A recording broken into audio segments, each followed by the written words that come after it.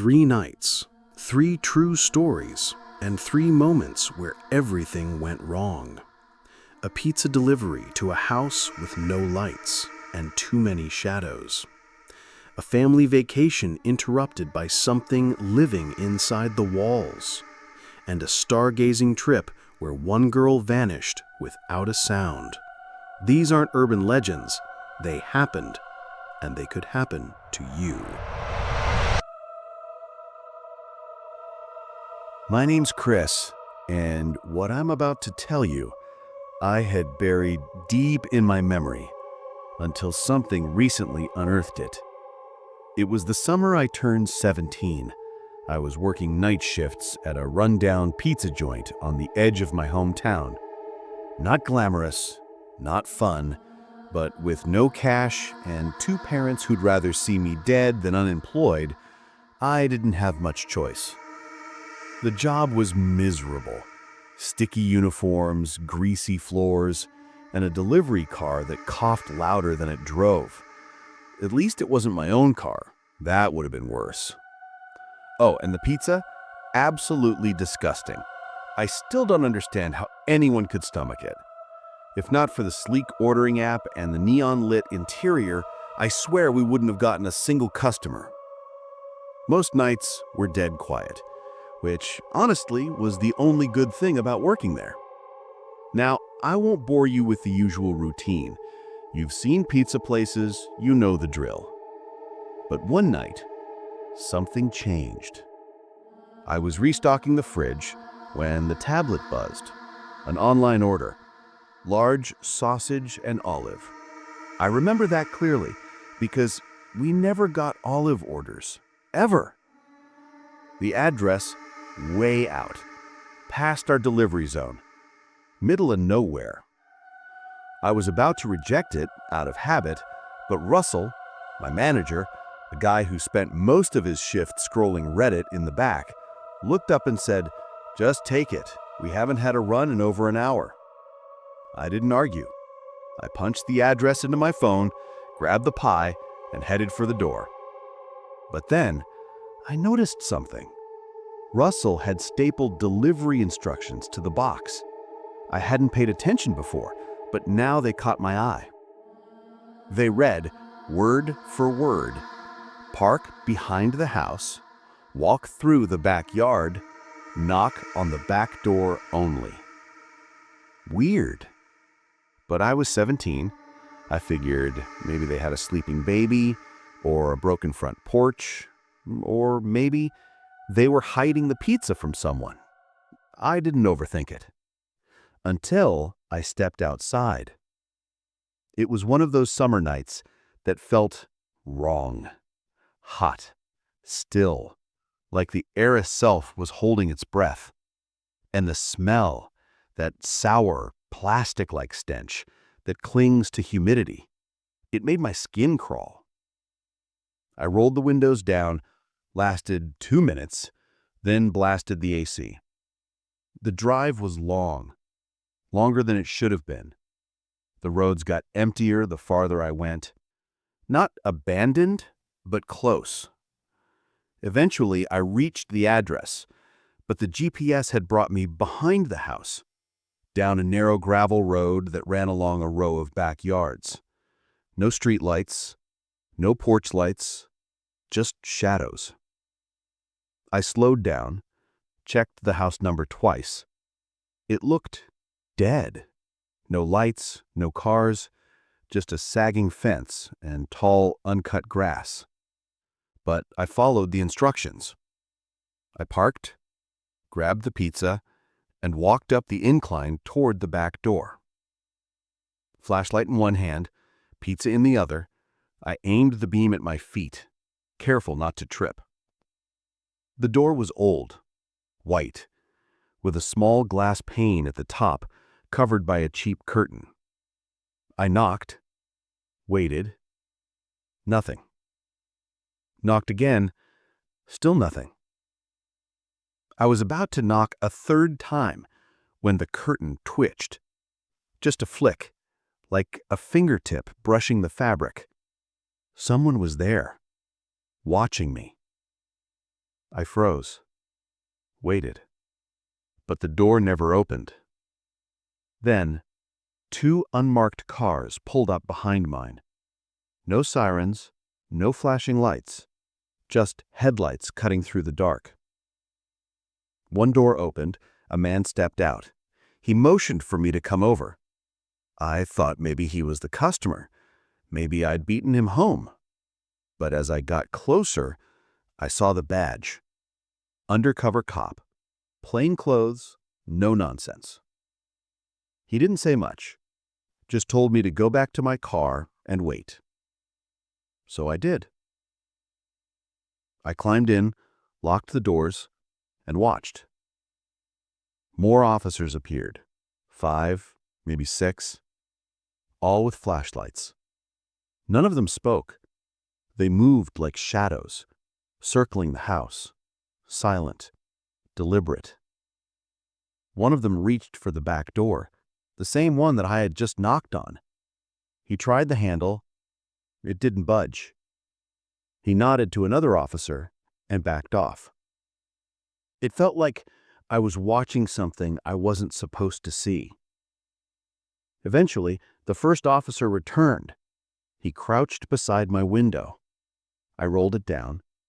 He glanced at the pizza box, let out a sigh.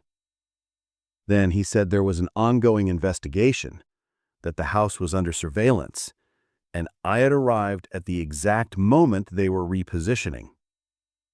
I showed him the order. Name, Jerry, phone number, address.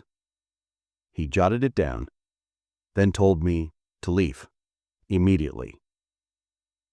I protested, told him my boss would flip if I came back with the pizza. He just shrugged, turned, and walked away.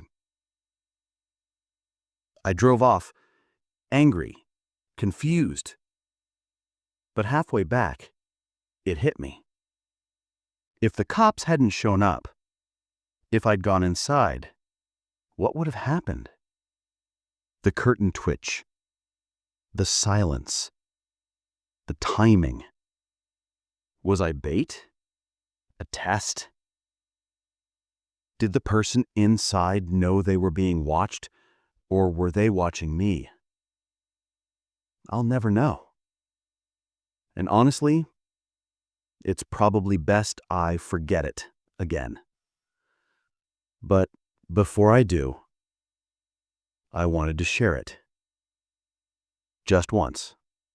Because some deliveries should never be made. This happened just last year. I'm 40 now, married with 2 boys, ages 7 and 5. I work in insurance. Sounds boring because it is, but we're stable, and at this point in life, that's all I care about.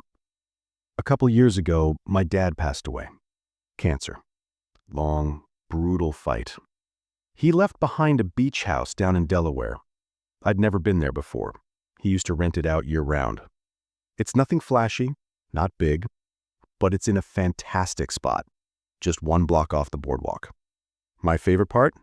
The upstairs back deck. It gives a beautiful view of the ocean. We started going there every summer after he passed. It became our escape. A week here, a weekend there, our little family tradition. My wife and I love it, but the boys, they love it even more. Hours on the beach, bike rides, exploring the town. It feels like a gift, something my dad left behind for us to enjoy. This story takes place during one of those weeks last summer. We'd gone down in mid-July, Sunday through Friday. The kind of trip where the crowds thin out midweek and the beach gets quieter. I remember the night clearly. It was a Wednesday. The boys had knocked out around 9:30 after a long day in the sun. My wife and I were sitting on the back deck, playing cards, sipping wine. That's when our older son, Jordan, came outside. Uneasy look on his face. He said he kept hearing a scratching noise in his room. Said it was keeping him awake. I glanced at my wife, set my glass down, stood up, told him I'd go check it out. Told my wife to hang tight. I figured it was just generic house sounds. It's a pretty old house after all. The boys don't share a room, so I figured no need to wake our younger one. I followed Jordan downstairs to his room. He pointed to the wall near his bed, motioned for me to be quiet. We stood there, listening. I didn't hear anything at first, but I didn't want him to think I didn't believe him, so I waited. After maybe 20 seconds, I finally heard it. Faint, but definitely there. A soft, scratching sound, just like he described. I crouched down, pressed my ear to the wall. It didn't sound like an animal up in the rafters. It sounded like it was coming from inside the wall. Lower down, closer to the baseboards. That's when I heard it breathing. Not an animal. Definitely not. It was deep, slow, human breathing. I flinched back, let out a sharp Jesus without even meaning to. And then, I'm not kidding, I heard the most guttural, angry scream I've ever heard ring out from somewhere inside the wall. It caught me so off guard, I yelled again. A feeling of existential dread hit me right in the face. I grabbed Jordan by the arm, yanked him out of the room. We ran down the hall to get my younger son, Scott, still sound asleep. I didn't even give him a chance to open his eyes. I just scooped him up in my arms and ran. I needed to get back upstairs to the deck, to my wife. That was the only thing on my mind. As we reached the base of the stairs, I yelled for her. And then I heard another scream, closer this time. I turned around and saw a man, covered in filth, charging down the hallway straight at us. I nearly tripped trying to get up the stairs with both my sons, but we made it, upstairs, onto the deck, just in time. Not 2 seconds after I slammed the sliding door shut, he hit the glass full force. I genuinely thought it would shatter. He started clawing at the door like an animal, shrieking, pounding, yelling things I can't bring myself to repeat. I threw my body against the door, yelled at my wife to grab the kids and call the police. She grabbed them, covered their ears, pulled them back from the scene. I kept my eyes on his, tried to block the view of him from my family. He was wild, completely unhinged. His hand smeared something. Dirt? Blood? I don't even know. He smeared it across the glass. Banged. Tried to force the door open. I don't know how long I held it shut. A minute? 5? It felt like forever. He had unlimited energy. It took all my strength to keep that door shut. He didn't let up once. All I could think about was protecting my family. I was fully prepared to fight the guy if the glass broke. But before that happened, the police finally showed up. They must have come around the side because within seconds, I saw 2 officers inside the house running at the guy still banging on the door. One tackled him from behind, the other helped restrain him. The rest of the night was a blur. After getting that guy out of my house and into the back of a police car, the officers asked me for my version of things. I told them. Together, the 3 of us inspected the house, tried to assess how that man had been inside the walls, and how he'd gotten out so quickly. Turns out the house has a crawl space. I didn't know about it. There's an entrance underneath the back porch. You wouldn't know it was there unless you were looking. From there, it leads into a standing crawl space that runs alongside the foundation and has a second access point through a loose panel in Jordan's closet. I had no idea it was there. I'd never done a full inspection of the house when I inherited it.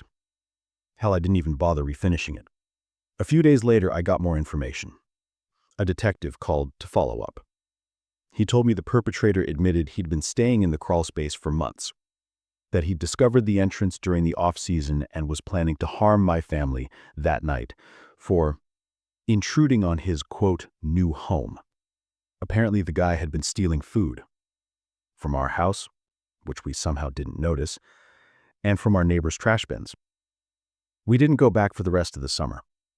Not out of fear, out of trauma. I didn't want to bring my wife or kids back there for a while, and they didn't object. I hired a crew to seal off the crawl space completely, and once that was done, I was finally able to relax a little.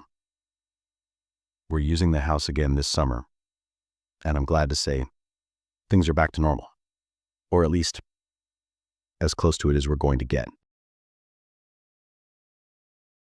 I grew up in a kind of rural area, the kind where you could ride your bike for miles without seeing another person. Like a lot of people, my favorite season was always summer. It still is, actually. But it's been a while since I lived out in the country, so summer's lost a little bit of its charm. A lot of what made summer so special to me is tied to life in the middle of nowhere. There was something about the warmth, the quiet, the emptiness that I loved. Something I could never find in the city. It's hard to explain, but I just felt so isolated, in a good way. Like I had my own little corner of the earth, all to myself. Like I could disappear for hours and no one would know. Summer nights were always the best. The darkness added to the feeling of privacy and freedom that the little girl I used to be craved. I was 16 at the time. I had a friend back then named Taylor. He was a little more reckless than me, always pushing the limits in small ways. One random night in July, we decided to go stargazing. Just us. 2 bikes and a bottle of wine. It wasn't the first time we'd done something like this.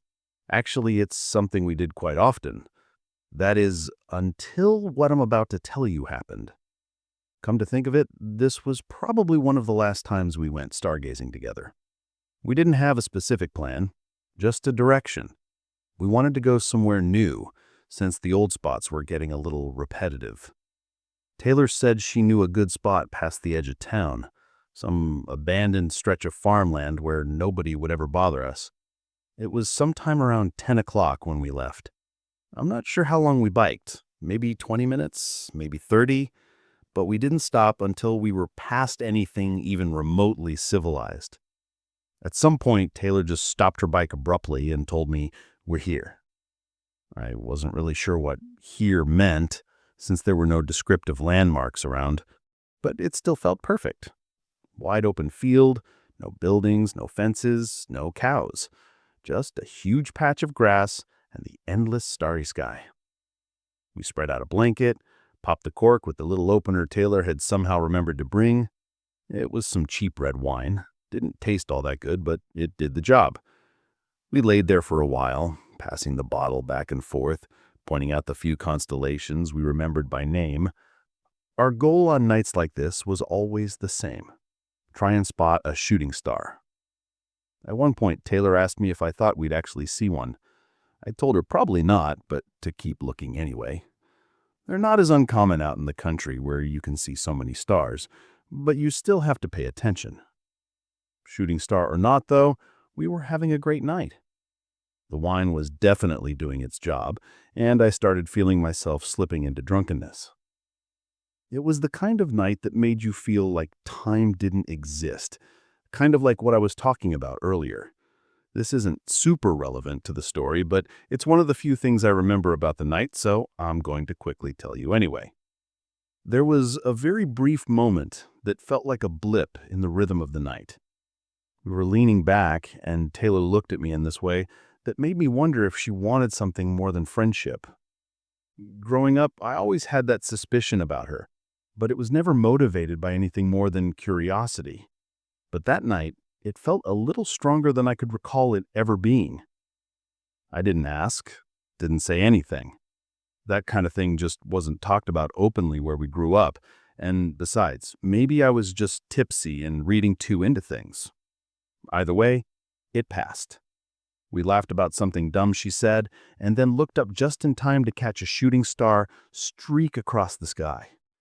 If anyone has ever seen a shooting star, they know the uncontrollable reaction it elicits. Like you just can't help but laugh or shout something out into the night. The two of us giggled, and Taylor told me to make a wish. I don't remember what it was. Probably something silly. We laid there for a while, passing the bottle back and forth, pointing out the few constellations we remembered by name. We closed our eyes for a moment. Not to fall asleep, but just to feel the breeze on my face for a second and settle further into the stillness. I swear on my life, my eyes were not closed for more than 5 seconds. But when I opened them, Taylor was gone. Like gone. Not just off to pee or fiddling with her phone, she was actually gone, which I could tell from the fact that both she and her bike were nowhere in sight, even though mine was still sitting right next to the blanket. I sat up fast, thinking maybe she was messing with me, but even after turning a 360, I couldn't see her. In that moment, I felt this unexplainable feeling of fear wash over me. The empty field I was sitting in suddenly felt suffocating, and the gentle charm of the night was replaced by panic. The stars looked dimmer. That's the part I can't forget. The sky was still there, but it felt off, like someone had turned the brightness down or smeared something over it. And the air felt colder too, not like it had cooled naturally, but like I stepped into a different version of the same place. I know I'm not making any sense, but like I said, the feeling was unexplainable. I pulled out my phone to check the time. It was 3 a.m. exactly. That timestamp is burned into my memory and probably will be forever. I had to blink a few times to make sure my mind wasn't playing tricks on me. It hadn't even been midnight just a few minutes ago. I kept staring at the time on my phone, wondering if I had somehow fallen asleep. I knew I hadn't, but I couldn't be sure. Would Taylor really leave me there all alone? Even if I had fallen asleep, there was no way. She wouldn't have done that in a million years. I stood up, spun around, called her name a bunch of times, but she didn't answer. I didn't know what to think. The only logical explanation was that she had ditched me for some reason. Maybe she'd gotten annoyed or wandered off and left me passed out. But I couldn't figure out why. We hadn't argued, and the vibe was good. Really good, honestly. I called her phone a bunch of times too, but those were unanswered as well. After that, I started crying. I mean, can you really blame me? I didn't know what else to do. I grabbed my bike and started pedaling back towards my house, trying not to panic. That ride felt like it took forever. It was probably the scariest I had ever felt on a bike. I didn't stop until I made it back to my driveway, completely out of breath, and still not understanding what had just happened. I went to sleep immediately. The next day, I texted Taylor first thing in the morning, expecting an apology or at least an explanation, but instead she demanded one from me. She asked me, word for word, "Where the hell did you go last night?" I told her what I remembered, how I'd woken up alone at 3 a.m. and assumed she'd left me there. But then she hit me with the thing that made me send the story in. She said she was the one who had woken up alone at 3 a.m., and I was the one who was gone.